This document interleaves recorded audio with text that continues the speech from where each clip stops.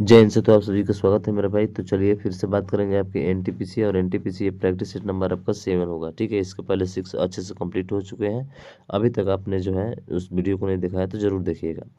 पहला है कि 26 मई 2024 को पश्चिम बंगाल और बांग्लादेश के तटीय क्षेत्रों में तबाही मचाने वाले तूफान जिसका नाम है रेमल को यह नाम किस देश के द्वारा दिया गया है।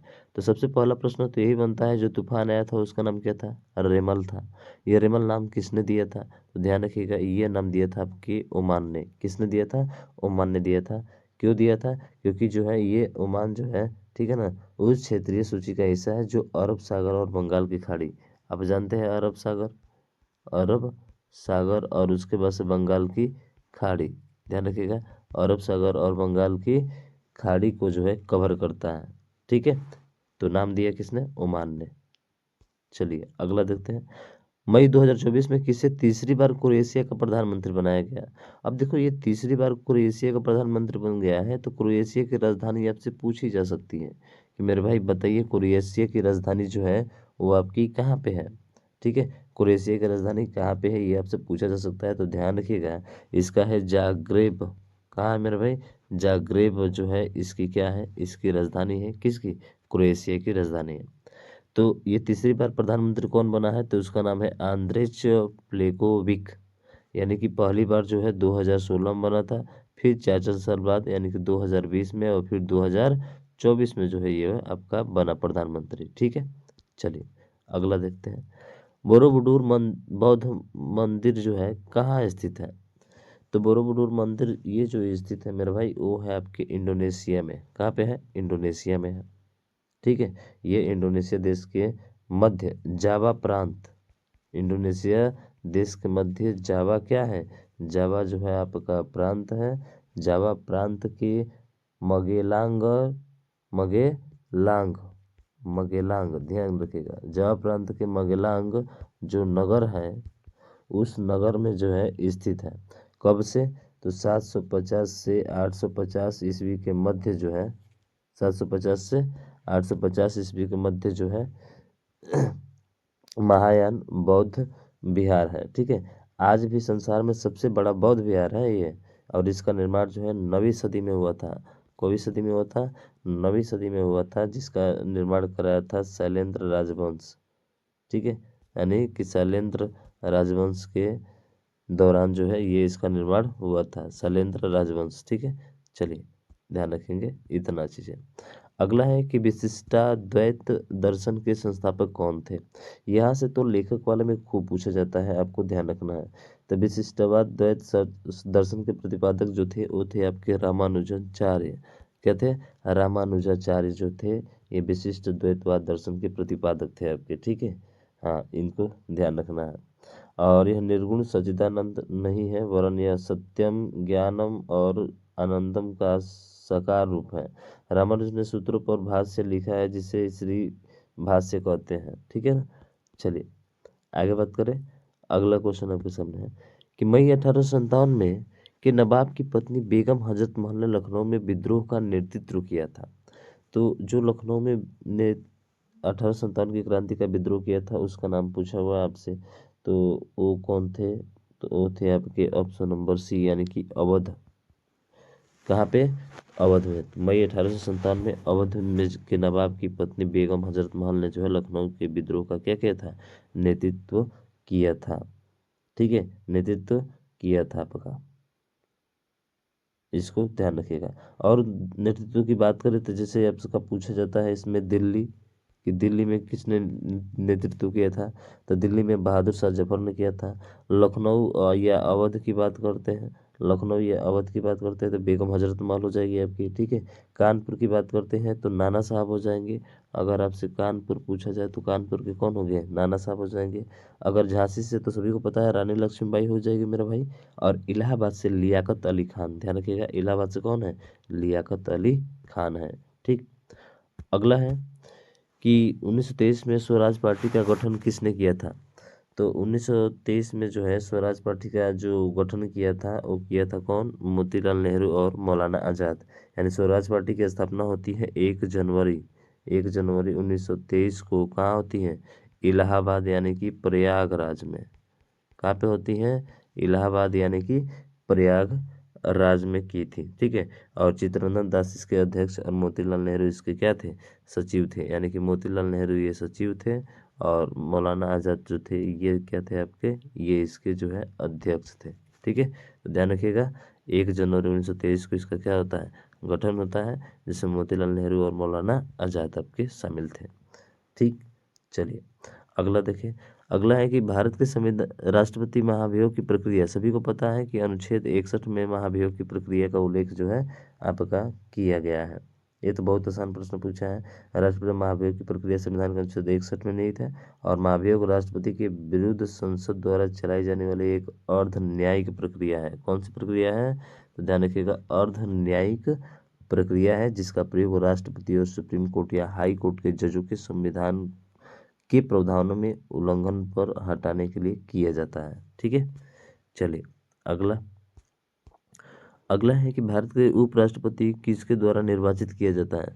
तो भारत का उपराष्ट्रपति जो होता है किसके द्वारा निर्वाचित किया जाता है, तो ये निर्वाचित किया जाता है मेरे भाई संसद के दोनों सदनों के सदस्यों द्वारा।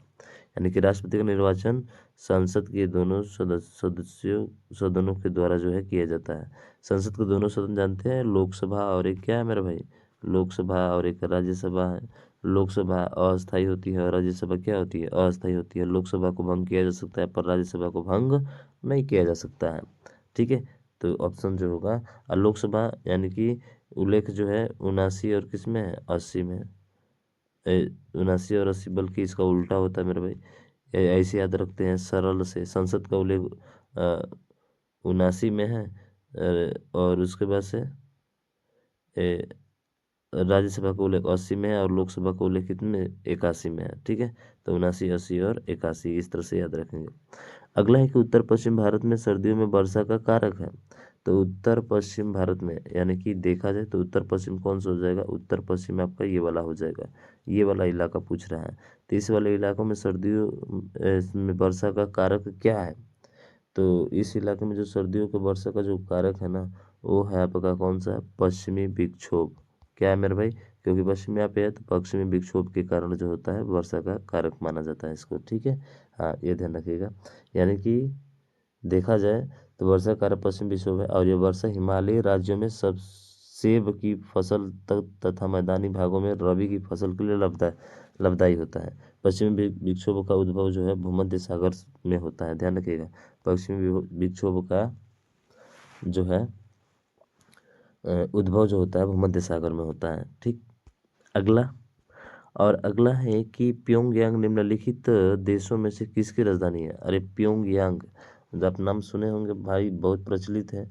यानी कि प्योंगयांग जो है उत्तर कोरिया का है भाई साहब, उत्तर कोरिया का। कंबोडिया का पूछा जाए तो नोम पेन होता है। ठीक है ना, नोम पेन, नोम पेन होता है। दक्षिण कोरिया का तो सियोल होता है। दक्षिण कोरिया का क्या होता है, दक्षिण कोरिया का सियोल होता है। वियतनाम की राजधानी क्या है, तो वियतनाम की राजधानी ध्यान रखिएगा हनोई है आपकी। ठीक। अगला देखें। अगला है कि गलत जोड़ी का चयन करें रेलवे जोन के और उसके मुख्यालय। भाई ये थोड़ा सा कठिन प्रश्न हो जाता है आपका। ठीक है, फिर भी तो याद रखना पड़ेगा। पश्चिम मध्य रेलवे ध्यान रखिएगा जबलपुर बिल्कुल सही है। पूर्व केंद्र हाजीपुर ये भी सही है। उत्तरी केंद्र जो है गोरखपुर। तो देखिए उत्तरी केंद्र जो है वो गोरखपुर नहीं बल्कि ये जो है आपके प्रयागराज में है। यानी कि यही जो है आपका क्या है मेरे भाई, यही आपका गलत है। यानी कि यही आपका सही भी होगा प्रश्न के अकॉर्डिंग। ठीक है। गलत जोड़ी का चयन करें तो ये होगा दक्षिण केंद्र। पूछा जाए तो ये आपका सिकंदराबाद में है, बिल्कुल सही है। पूर्वोत्तर रेलवे अगर आपसे पूछा जाए तो ध्यान रखिएगा पूर्वोत्तर रेलवे जो है वो आपका गोरखपुर में है। अगर पूछा जाए पूर्वोत्तर रेलवे कहाँ पे है, तो पूर्वोत्तर रेलवे गोरखपुर में है। और भारत का सबसे बड़ा रेलवे स्टेशन जो है आपका गोरखपुर ही है। और उत्तर प्रदेश में सबसे ज़्यादा बारिश होती है कहाँ पे, गोरखपुर में ही होती है। तो इतना ध्यान रखिएगा। और हाजीपुर का तो केला भाई साहब बहुत प्रसिद्ध है बिहार में, समझ रहे हैं ना। चलिए अगला देखें। अगला है कि CIBIL जो है का पूर्ण रूप क्या है। तो देखिए इसका पूर्ण रूप जो है ना वो है credit information bureau India limited, credit information bureau India limited. ठीक है ना, ये इसका फुल फॉर्म होगा, यानी कि ऑप्शन नंबर सी। ठीक है ना। इसकी स्थापना जो होता है अगस्त 2000 में इसकी स्थापना हो जाती है। कितने में? अगस्त 2000 में जो है इसकी स्थापना होती है आपकी। ठीक है। यह ऋण और क्रेडिट कार्ड सहित व्यक्ति और कंपनियों के सभी क्रेडिट संबंधी गतिविधियों का रिकॉर्ड रखता है आपका। ठीक। अगला है कि एसोचैम का पूर्ण रूप क्या है? एसोचैम, तो एसोचैम का जो पूर्ण रूप है मेरे भाई वो है आपका associated chambers of commerce and industry. ठीक है, ऑप्शन डी इसका राइट हो जाएगा। इसकी स्थापना 1920 में हो जाती है। ठीक है, इसकी स्थापना 1920 में हो जाती है। ठीक। अगला है कि हुलिवेस के तटीय क्षेत्र में एक लोकप्रिय लोक नृत्य है। तो होली बेस ये कहाँ का भाई? तो होली बेस ध्यान रखिएगा ये आपकी गुजरात का है। यानी कि भारतीय पूछा जाए कि जो है होली बेस कर्नाटक के तटीय क्षेत्र में, कर्नाटक के सॉरी गुजरात में, कर्नाटक के तटीय क्षेत्र में है ना, कर्नाटक के तटीय क्षेत्र में प्रसिद्ध एक लोक नृत्य है जो कि वहाँ के युवाओं द्वारा हिंदू देवी माँ दुर्गा के सम्मान में किया जाता है। किसके सम्मान में? तो हिंदू पूजा है और जिसमें दुर्गा का सम्मान में जो है ये पूजा किया जाता है।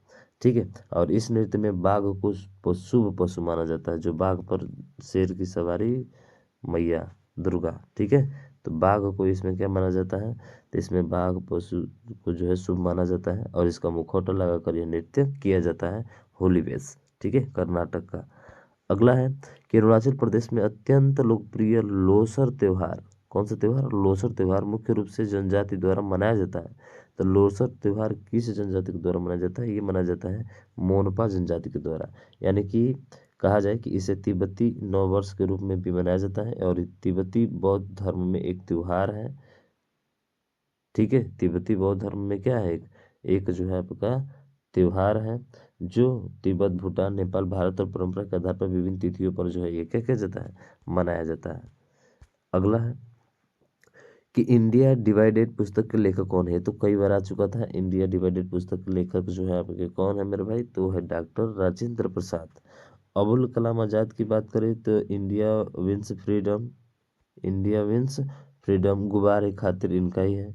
इंदिरा गांधी की बात करें तो इंदिरा गांधी का पुस्तक है इंटरनल इंडिया या माय ट्रूथ। ये पूछा जाता है, माय ट्रूथ खूब पूछा जाता है। ठीक है, तो माय ट्रूथ जो है इंदिरा गांधी का है। जवाहरलाल नेहरू का जानते हैं भारत की खोज, एन ऑटोबायोग्राफी, विश्व इतिहास की झलक इनका है। यानी कि इनका ध्यान रखिएगा, भारत की खोज जवाहरलाल नेहरू के द्वारा लिखा गया था। ठीक है, चलिए अगला विश्व कैंसर दिवस। कैंसर दिवस को चीर फाड़ से याद रखते हैं। चीर फाड़ मतलब 4 और फाड़ माने फरवरी, यानी कि 4 फरवरी को विश्व कैंसर दिवस मनाया जाता है। ठीक है। और 9 जनवरी को सभी को पता है, बहुत पूछा जाता है, 9 जनवरी को प्रवासी दिवस मनाया जाता है। ठीक है। 25 जनवरी को मतदान दिवस मनाया जाता है। 28 फरवरी को अंतर्राष्ट्रीय महिला दिवस राष्ट्रीय विज्ञान दिवस मनाया जाता है। 2 फरवरी को क्या मनाया जाता है? आर्द्रभूमि दिवस मनाया जाता है। ठीक है, तो ये सारे महत्वपूर्ण है, थोड़ा ध्यान रखिएगा। पुलित्जर पुरस्कार विजेता प्रथम भारतीय का नाम बताएं। तो पुलित्जर पुरस्कार विजेता प्रथम भारतीय कौन सा है? तो वो है आपका गोविंद बिहारी लाल। कौन है भाई? गोविंद बिहारी लाल। ठीक है ना। सन 1937 में जो है पुलित्जर पुरस्कार को प्राप्त करने वाले प्रथम भारतीय गोविंद बिहारी लाल थे। कब? 1937 में। ठीक।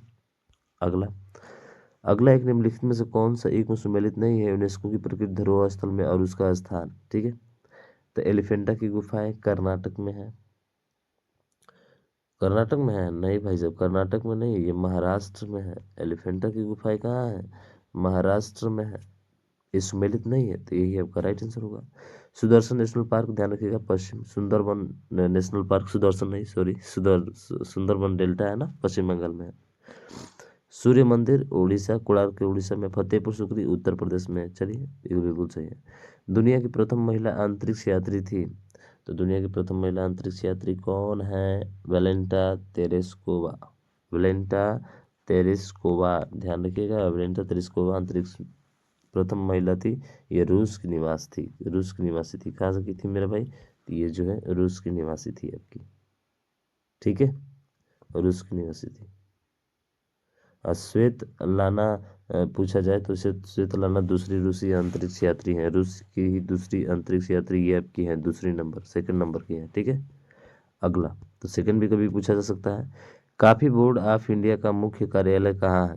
तो कॉफी बोर्ड ऑफ इंडिया का मुख्य जो कार्यालय है वो है आपके कहाँ पे? वो है आपके बेंगलुरु में। कहाँ पे है मेरे भाई? तो वो आपके बेंगलुरु पे है। ठीक है, बेंगलुरु में स्थित है ये, और इसे लॉर्ड कर्जन के कार्यकाल में बनाया गया था। लॉर्ड कर्जन के कार्यकाल में। तो इसका कार्यकाल कितने से कितने तक था? 1899 से 1905। 1899 से 1905 तक जो है इसका कार्यकाल था। ठीक, अगला है कि विक्टोरिया मेमोरियल स्मारक किस रूप में काम करता है? तो ये काम करता है मेरे भाई एक संग्रहालय के रूप में। किसके रूप में? एक संग्रहालय के रूप में जो है ये आपका कार्य करता है। ठीक है, तो ये बताए थे काफी बोर्ड ये बेंगलुरु में था आपका। कहाँ था? काफी बोर्ड जो है आपका बेंगलुरु में था, ध्यान रखिएगा। थोड़ा सा मिस्टेक हो गया जिसमें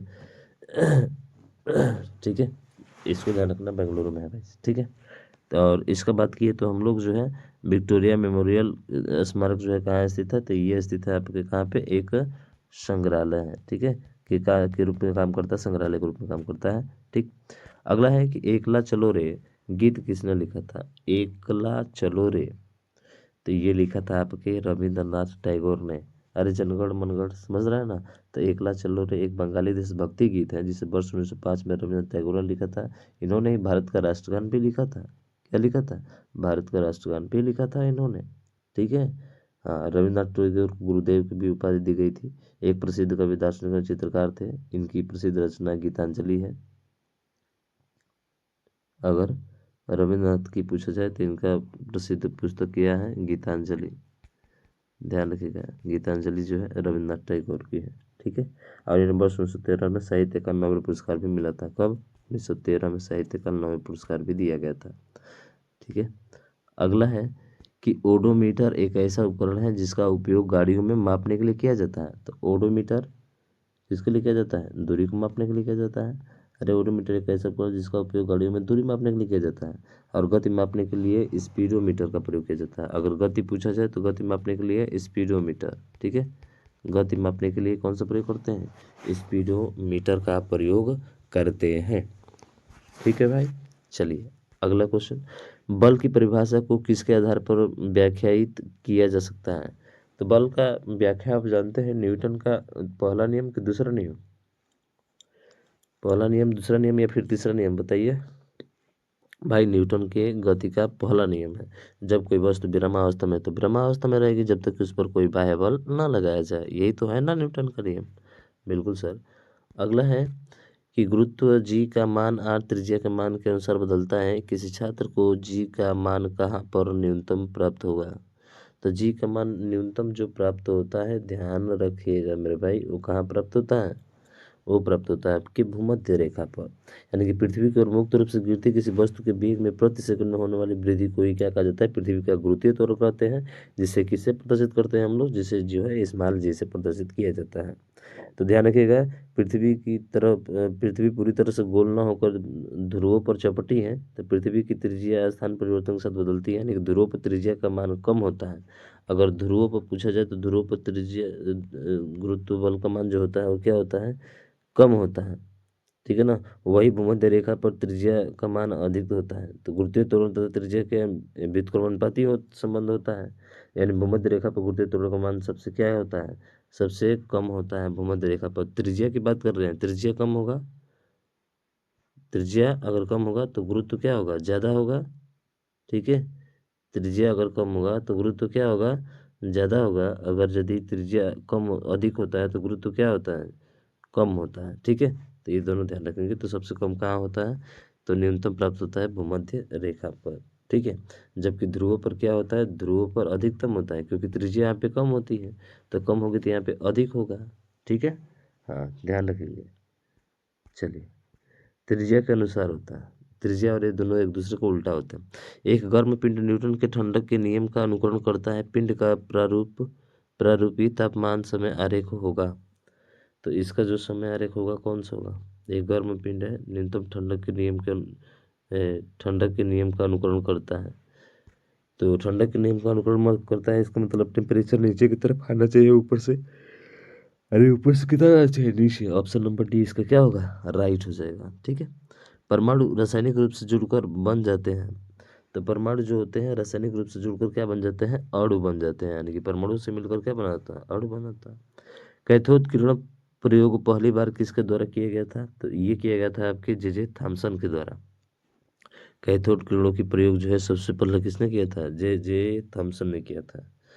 अरे जे थॉमसन जिसने इलेक्ट्रॉन की क्या की थी, खोज की थी। इलेक्ट्रॉन एक ऋणावेश है, मूल कण है भाई साहब। इसका मान जो होता है 1.6 × 10⁻⁻⁹ कूलम ऋणात्मक होता है। ठीक है, चलिए। अगला है कि निम्नलिखित से कौन से संकेतन का प्रयोग अम्लीय और उदासीन विलयनों के बीच फर्क करने के लिए नहीं किया जा सकता है। कौन सा किया नहीं किया जा सकता है, तो वो है आपका ईओसिन। कौन सा है, ईओसिन। बल्कि मिथाइलेंस, फिनाप्थेलिन, यूनिवर्सल इंडिकेटर, ये सभी होता है, लेकिन ईओसिन जो होता है ये आपका नहीं होता है।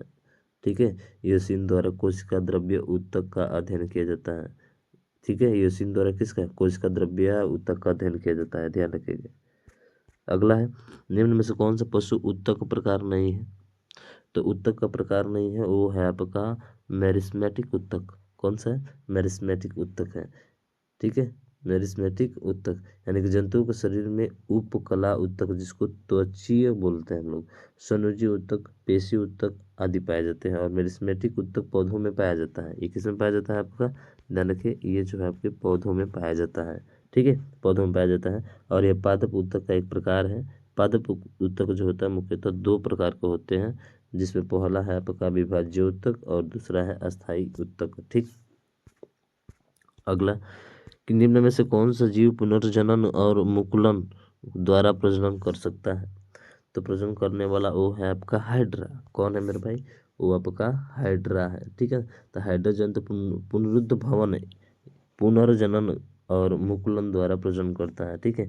हाइड्रा का शरीर गोल, लंबा एवं लचीला होता है और इसके दूरस्थ भाग पर शंक्वाकार मुखाधार होता है। और देखा जाए तो मुखाधार के चारों ओर 6 से 10 की संख्या में जो है स्पर्शक होते हैं। ठीक है, स्पर्शक यानी कि हाइड्रा को प्रचलन व शिकार करने में सहायता करते हैं ये। अगला है कि हड्डी की कोशिका एक कठोर मैट्रिक्स में सन्निहित होती है, जो बनी होती है, किसकी बनी होती है, तो ये बनी होती है आपकी कैल्शियम और फास्फोरस के। अरे कैल्शियम और फास्फोरस, कैल्शियम और फास्फोरस, फास्फोरस को किससे लिखते हैं, पी से लिखते हैं। तो कैल्शियम और फास्फोरस के यौगिकों से बना होता है। हड्डी के ऊतक को की कठोरता के लिए यही यौगिक क्या होते हैं, जिम्मेदार होते हैं। ठीक है, हड्डी को मजबूत बनाते हैं। कैल्शियम लेना चाहिए, एनिमल भी आपका सही रहता है। ठीक है, चलिए अगला देखें। अगला है कि ब्रेसिका काम्पेस्टिस किस पौधे का वानस्पतिक नाम है, तो वो है आपका किसका मेरे भाई, तो सरसों का है। किसका है, सरसों का, ब्रेसिका कॉम्पेस्टिस। अगर आपसे पूछा जाए मक्का का जियामेज होता है, मक्का का पूछा जाए तो क्या होता है, जियामेज। ठीक है। अगर आपसे पूछा जाए गेहूं का ट्रिटिकामा, खूब पूछा जाता है इसका, ध्यान रखिएगा, ट्रिटिकामा। गेहूं का क्या होता है, ट्रिटिकामा होता है। अगर आपसे पूछा जाए कुट्टू का, कुट्टू का तो फाइगो पाइरम होता है। क्या होता है, फाइगो पाइरम, फाइगो पाइरम, फाइगो पाइरम होता है। ठीक। चलिए अगला देखें। बैगन का एक अनुवांशिक संशोधित प्रारूप विकसित किया गया था, इसका उद्देश्य क्या था, तो इसका जो उद्देश्य था वो था आपका कीट प्रतिरोधी बनाना। क्या बनाना, कीट प्रतिरोधी बनाना। अगला है कि आईसीआर का पूरा नाम है, तो आईसीआर का पूरा नाम क्या है मेरे भाई, तो वो है इंटेलिजेंट कैरेक्टर रिकग्निशन। ठीक है ना, रिकग्निशन है। ठीक है, तो ऑप्शन ए इसका राइट हो जाएगा। अगला है कि किसने लाइनक्स सॉफ्टवेयर का आविष्कार किया है, तो लाइनक्स सॉफ्टवेयर का आविष्कार करने वाले व्यक्ति जो थे वो थे आपके माइक्रोसॉफ्ट। कौन थे, माइक्रोसॉफ्ट। ठीक है, ध्यान रखिएगा, माइक्रोसॉफ्ट थे। अगला है कि आईपीसीसी का पूरा रूप है, तो आईसीसी का पूरा रूप जो है ना आईपीसीसी का, वो है आपका मेरे भाई inter governmental panel on climate change. Inter governmental panel on climate change, IPCC. Bharat की वन्यजीव संरक्षण अधिनियम 1972 में कितनी अनुसूचियां हैं? तो इसमें जो अनुसूचियां हैं मेरे भाई, इस अनुसूची में है ना कितनी अनुसूचियां हैं ये हमसे पूछा है। तो इसमें है आपके 6। कितने हैं? 6 अनुसूचियां हैं। पहला नंबर जो है वन्य जीवों को पूर्ण सुरक्षा प्रदान करना, अपराध के लिए उच्च दंड निर्धारित करते हैं अगर यदि ऐसा काम करते हैं तो। 1-2 में है। 3-4 में जानवरों को वो प्रजाति शामिल है जो संकटग्रस्त नहीं है, इसके तहत उन्हें सुरक्षा प्रदान किया जाता है लेकिन अपराध के लिए दंड कम है। 5वें में यह जानवर शामिल है जिन्हें कृमि माना जाता है, जिनका शिकार हो सकता है, ठीक है। और 6वें में जो है दुर्लभ संरक्षित पौधों की खेती और रोपण पर रोक है, ठीक है। तो ये 6 है आपके, ध्यान रखिएगा। 1972 डेट भी पूछा जाता है, ध्यान रखना है। बस खत्म आपका। अब चलिए फटाफट इस वीडियो को शेयर कर दीजिएगा भाई, ठीक है। मिलता है नेक्स्ट वीडियो में, तब तक ले जय हिंद जय भारत।